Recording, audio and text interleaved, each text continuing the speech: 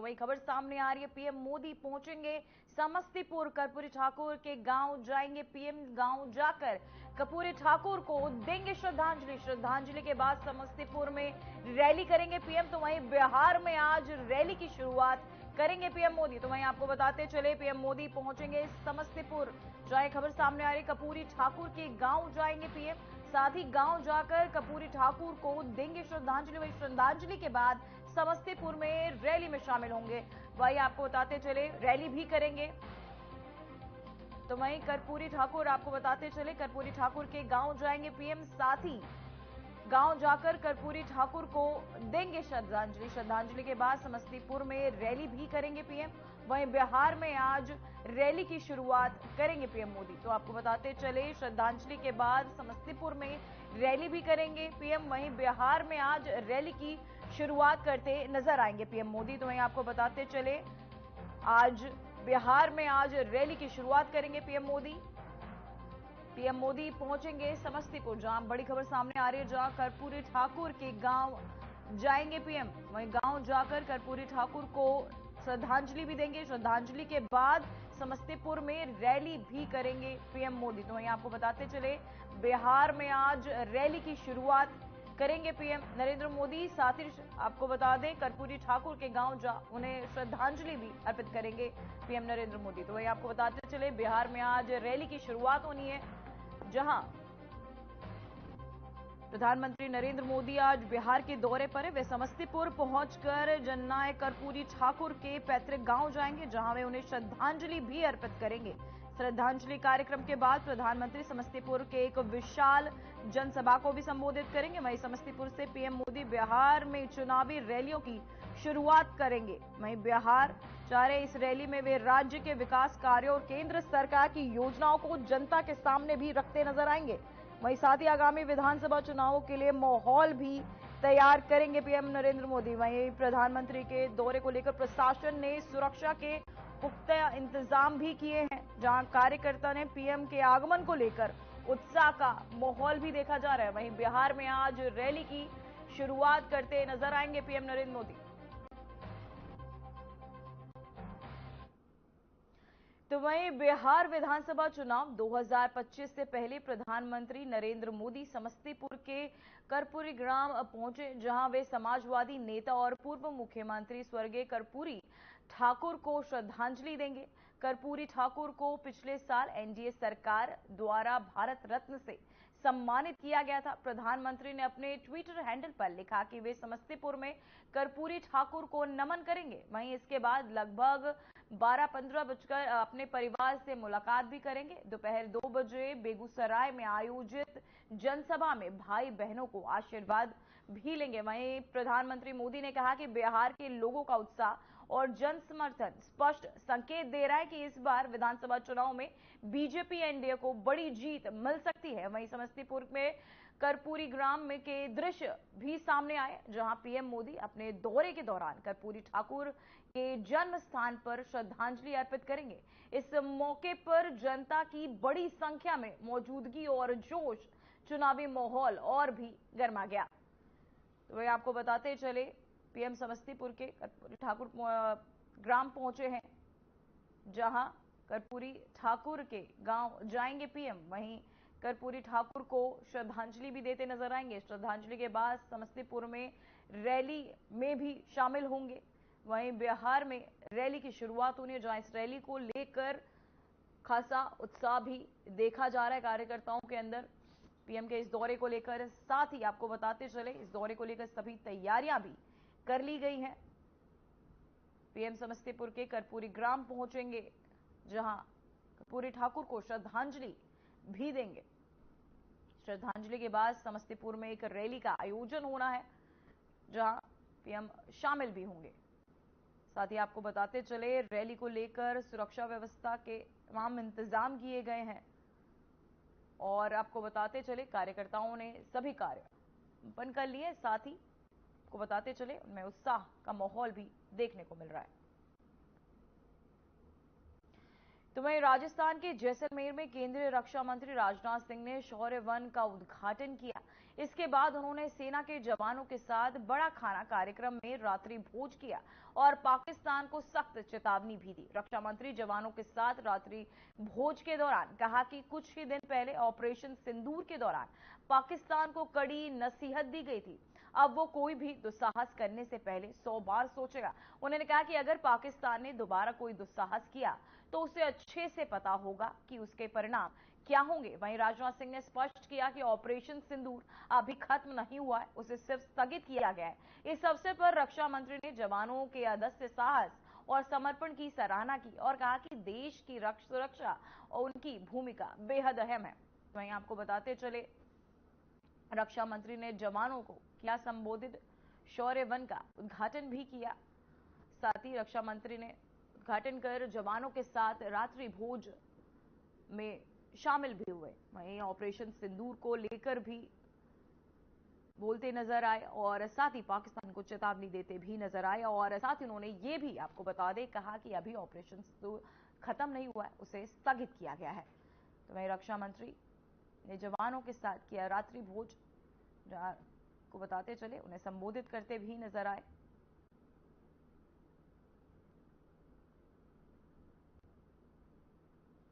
तो वहीं आपको बताते चले, शौर्य वन का उद्घाटन रक्षा मंत्री ने किया, साथ ही जवानों को संबोधित करते भी इस दौरान नजर आए रक्षा मंत्री। तो वहीं आपको बता दें, राजस्थान के जैसलमेर में केंद्रीय रक्षा मंत्री राजनाथ सिंह ने शौर्य वन का उद्घाटन किया।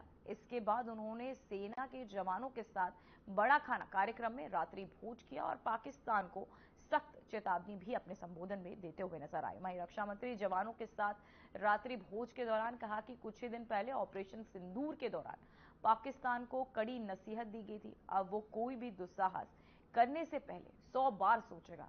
उन्होंने कहा कि अगर पाकिस्तान ने दोबारा कोई दुस्साहस किया तो उसे अच्छे से पता है कि उसका अंजाम क्या होगा। है अब जैसे जैसे इस क्षेत्र में विकास होगा, वैसे वैसे आप सबके लिए चीजें और आसान होती जाएंगी। एक और बात, यह क्षेत्र पाकिस्तान बॉर्डर के पास है, इसलिए बहुत ज्यादा कंफर्ट जोन में तो कभी नहीं आया जा सकता, हमें अलर्ट रहना ही होगा। हालांकि अभी कुछ दिन पहले ऑपरेशन सिंदूर के दौरान पाकिस्तान को ठीक ठाक डोज दे दिया गया है। अब कुछ भी हरकत करने से पहले वह 100 बार सोचेगा और अगर पाकिस्तान ने दोबारा कोई हरकत किया तो उसका परिणाम क्या होगा, यह पाकिस्तान को भी अच्छी तरह से पता है। क्योंकि ऑपरेशन सिंदूर साथियों अभी खत्म नहीं हुआ है, उसे सिर्फ स्थगित किया गया है। लेकिन फिर भी मैं यह कहूंगा कि हमें हर तरीके से हमेशा अलर्ट रहने की आवश्यकता है। साथियों, ऑपरेशन सिंदूर की जब चर्चा होती है तो मुझे गोस्वामी तुलसीदास जी के रामचरितमानस का एक प्रसंग याद आता है। अंगद रावण के दरबार गए हैं, दोनों के बीच संवाद होता है।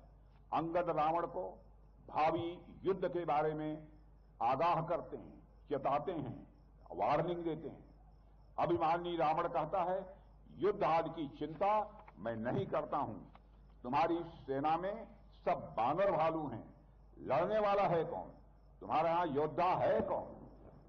हां, यह जरूर है कि है कपि एक महाबलशीला, यानी एक बंदर जरूर है जो बड़ा बलशाली और बड़ा महान है।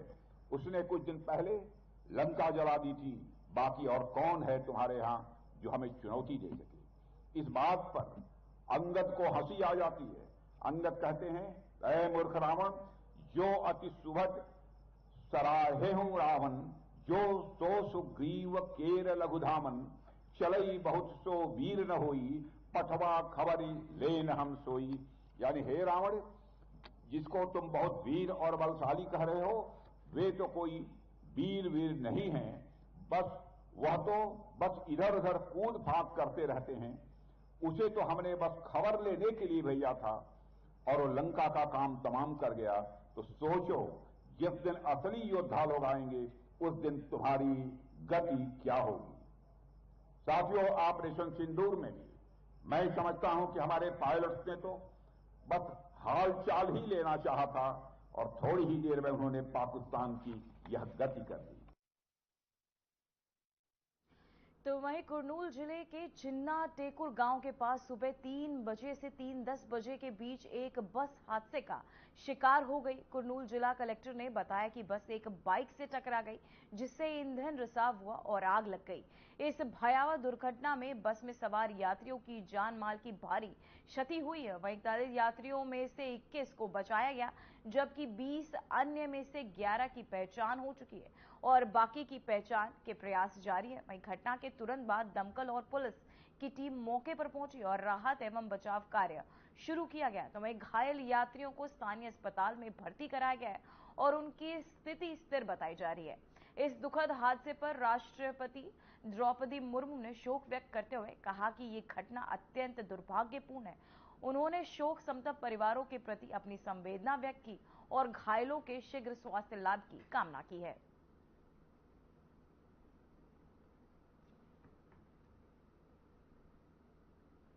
तो भाई आपको बताते चले, पुलिस ने राहत कार्य में जुटी हुई है। पुलिस साथ ही 11 मृतकों की पहचान हो चुकी है।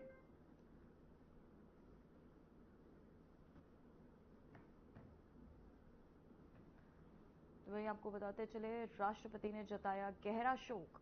जहां बस हादसे में हुई 43 लोग जो है फंसे थे, वहीं 11 मृतकों की पहचान हो चुकी है, जहां पुलिस राहत कार्य में जुटी हुई है। तो वहीं दिल्ली की मुख्यमंत्री रेखा गुप्ता ने ट्वीट कर कहा कि राजधानी में पहली बार क्लाउड सीडिंग के जरिए कृषम बारिश की तैयारियां पूरी कर ली गई हैं। विशेषज्ञों ने बुराड़ी इलाके में इसका सफल परीक्षण किया। मौसम विभाग ने 28, 29 और 30 अक्टूबर को बादल छाए रहने की संभावना जताई। अगर हालात अनुकूल रहे तो 29 अक्टूबर को दिल्ली में पहली बार कृषम बारिश हो सकती है। वहीं मुख्यमंत्री ने इस पहल को प्रदूषण कम करने और हवा को स्वच्छ बनाने की दिशा में वैज्ञानिक प्रयास करार दिया है। तो वही आपको बताते चले, इसका बुराड़ी में हुआ इसका सफल परीक्षण, जहां दिल्ली में होगी कृषम बारिश। क्लाउड सीडिंग की तैयारियां जो है पूरी कर ली गई है। आईएमडी ने दी मौसम की जानकारी, साथ ही बुराड़ी में हुआ सफल परीक्षण। आपको बताते चले, बुराड़ी में हुआ सफल परीक्षण, जिसको लेकर पूरी तैयारियां कर ली गई है। मैं आपको बताते चले, दिल्ली की मुख्यमंत्री रेखा गुप्ता ने ट्वीट कर कहा कि राजधानी में पहली बार क्लाउड सीडिंग के जरिए कृषम बारिश की तैयारियां कर ली गई हैं। तो वहीं आपको बताते चले, दिल्ली की मुख्यमंत्री रेखा गुप्ता ने ट्वीट कर ये जानकारी दी कि राजधानी में पहली बार क्लाउड सीडिंग के जरिए कृषम बारिश की तैयारी पूरी कर ली गई। विशेषज्ञों ने बुराड़ी इलाके में इसका सफल परीक्षण किया। मौसम विभाग ने 28, 29 और 30 अक्टूबर को बादल छाए रहने की संभावना भी जताई है। अगर हालात अनुकूल रहे तो 29 अक्टूबर को दिल्ली में पहली बार कृषम बारिश हो सकती है। तो वहीं मुख्यमंत्री ने इस पहल को तो वही कृत्रिम बारिश हो सकती है। मुख्यमंत्री ने इस पहल को प्रदूषण कम करने और हवा को स्वच्छ बनाने की दिशा में वैज्ञानिक प्रयास करार दिया है। तो वहीं आपको बताते चले, बुराड़ी में हुआ सफल परीक्षण, जहां दिल्ली में होगी कृत्रिम बारिश। साथ ही बुराड़ी में इसका सफल परीक्षण भी किया गया जा चुका है, जहां आईएमडी ने मौसम की जानकारी भी दी है। साथ ही आपको बताते चले, दिल्ली की मुख्यमंत्री रेखा गुप्ता ने ट्वीट कर कहा कि राजधानी में पहली बार क्लाउड सीडिंग के जरिए कृत्रिम बारिश की तैयारियां पूरी कर ली गई है। तो वहीं हरियाणा के मुख्यमंत्री नायब सिंह सैनी ने राज्य में छात्रवृत्ति योजना की समीक्षा की। बैठक में योजनाओं की उपलब्धियों, लाभार्थियों की संख्या और प्रक्रिया में सुधार के उपायों पर चर्चा की गई। मुख्यमंत्री ने अधिकारियों को निर्देश दिए कि सभी योग्य छात्रों को समय पर छात्रवृत्ति मिल सके और योजना का लाभ अधिकतम लोगों तक पहुंचे। तो वहीं आपको बताते चले, छात्रवृत्ति योजना की समीक्षा की गई।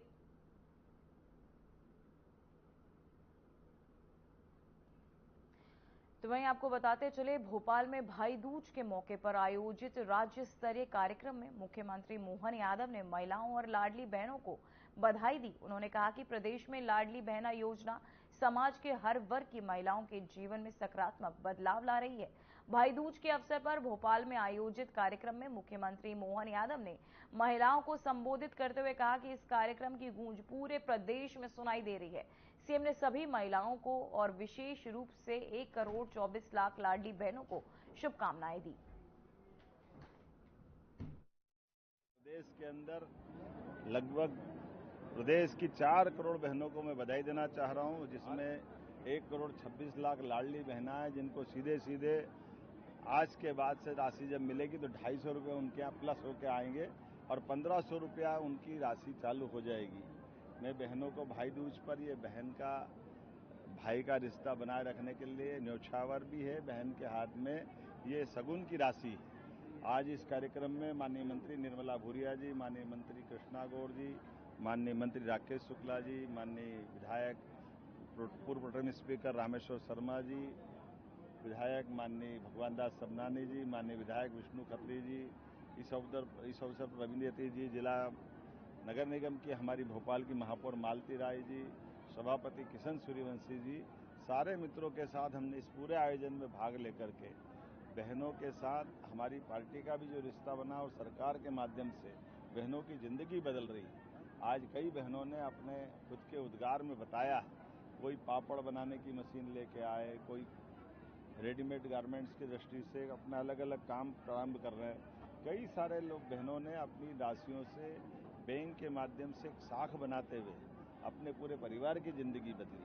सच में ये योजना सामाजिक खासकर जीवन बदलाव के लिए परिवार की स्थिति बदलने में बड़ी महत्वपूर्ण भूमिका अदा कर रही है। बैंकों को सीधे सीधे महिलाओं से जोड़ करके हमारे सुशासन की मजबूत नींव भरने का काम भी हो रहा है। मेरी अपनी ओर से प्रदेश भर की बहनों को बधाई।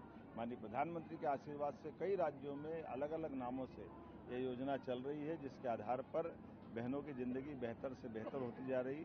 कांग्रेस ने कभी ऐसी बहनों के लिए कोई योजना चालू नहीं की, ये बड़ा दुर्भाग्य है। और इसी आधार पर हम सब पुनः निवेदन करना चाहेंगे कि लोकतंत्र मजबूत तब होता है जब भाई और बहन दोनों का रिश्ता मजबूत होकर के देश और प्रदेश की प्रगति में बराबरी से चले। ऐसे में 33% आरक्षण बढ़ाकर भविष्य में लोकसभा विधानसभा का दरवाजा भी माननीय प्रधानमंत्री जी ने जो खोला है, वास्तव में वो अद्भुत रहेगा। हमारी शासन की सभी योजनाओं में बहनों को लिए हमने अलग से प्रावधान किए। वो स्वयं का उद्योग लगाए, स्वयं उद्यमिता बने। वो अगर रेडीमेड गारमेंट सहित रोजगार पर एक इंडस्ट्री में अगर जाती भी है तो 5,000 रुपये महीना प्रति बहन हम उनके लिए भी विशेष अनुदान एक तरह से उस इंडस्ट्री वाले को देना चाहते हैं। बाकी इंडस्ट्रिस्ट मिलाएगा और 5,000 रुपये प्रति बहन 10-10 साल तक अलग अलग प्रकार के रोजगारों में भी हम दे रहे हैं। ये सब वो बातें हैं जिनके माध्यम से हमारे श्रम की भी ढंग से कीमत हो और उनके माध्यम से देश और प्रदेश की प्रगति में हाथ बटाने का काम हो। तो वहीं दिल्ली में all India police commemoration day के अवसर पर पुलिस ने शहीद कर्मियों को श्रद्धांजलि देने के लिए रन फॉर मार्टर्स कार्यक्रम आयोजित किया। ये कार्यक्रम उनके बलिदान को सम्मानित करने का अवसर बना। रन फॉर मार्टर्स की शुरुआत नेहरू पार्क से हुई और ये दौड़ नेशनल पुलिस मेमोरियल चाणक्यपुरी पर समाप्त हुई। इस दौड़ में पुलिसकर्मियों, अधिकारियों और नागरिकों ने भाग लिया और शहीद पुलिसकर्मियों को श्रद्धांजलि दी। दिल्ली पुलिस के कमिश्नर सतीश गलोचा भी कार्यक्रम में शामिल हुए और उन्होंने शहीद पुलिसकर्मियों को नमन किया। उन्होंने पुलिसकर्मियों के साहस, समर्पण और उनके बलिदान को याद करते हुए कहा कि देश की सुरक्षा में उनकी भूमिका अमूल्य है। इस अवसर पर सभी ने एकजुट होकर शहीदों को याद किया और उनके परिवारों के प्रति सम्मान और संवेदना व्यक्त की। ये कार्यक्रम पुलिसकर्मियों के साहस और जनता की सुरक्षा में उनके योगदान को याद करने का प्रतीक बना। तो वहीं आपको बताते चले, दिल्ली में रन फॉर मार्टर्स का आयोजन। तो वहीं दिल्ली में छठ पर्व की तैयारियों के तहत यमुना नदी के घाटों को सजाए और सुरक्षित बनाने का काम तेजी से चल रहा है। आईटीओ इलाकों में घाटों पर निर्माण कार्य और सफाई अभियान जारी है ताकि श्रद्धालु इस पर्व के दौरान सहज और सुरक्षित तरीके से पूजा कर सके। वहीं स्थानीय प्रशासन ने बताया कि घाटों पर सभी आवश्यक सुविधाएं, सुरक्षा इंतजाम और साफ सफाई का विशेष ध्यान रखा जा रहा है। छठ पर्व में बड़ी संख्या में श्रद्धालु यमुना घाटों पर आकर सूर्य को अर्घ्य देते हैं। इसलिए प्रशासन घाटों के संचालन और व्यवस्थित और सुरक्षित बनाने में जुटा हुआ है।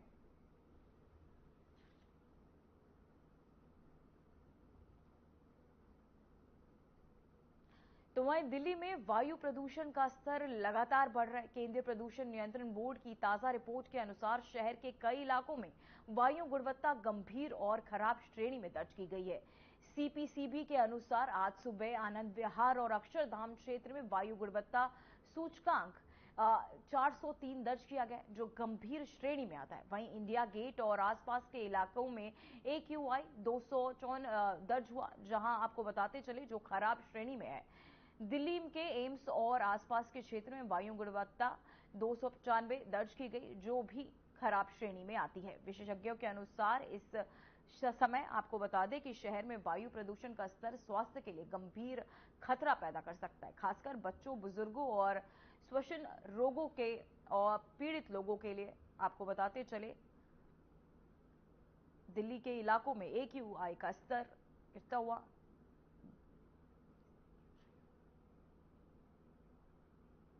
छठ महापर्व श्रद्धा और निष्ठा का वो पर्व जो न केवल उत्तर भारत की परंपरा है, बल्कि अब देश की राजधानी दिल्ली की पहचान बन चुका है।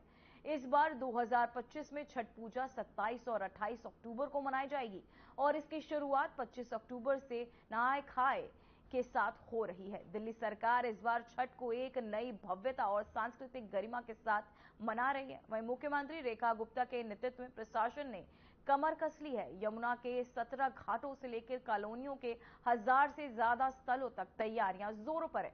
देखिए हमारी एक खास रिपोर्ट। आस्था, परंपरा और व्यवस्था का संगम। दिल्ली में ऐतिहासिक होगा छठ महापर्व। दिल्ली के घाटों पर लौटी आस्था की रोशनी। इस बार और भी भव्य होगी छठ की छवि। यमुना किनारे फिर गूंजेगा छठ गीतों का स्वर। यमुना घाटों पर फिर से पूजा की अनुमति। 17 जगह बनाए जा रहे हैं मॉडल छठ घाट। छठ सिर्फ एक पर्व नहीं, आस्था का महासागर है।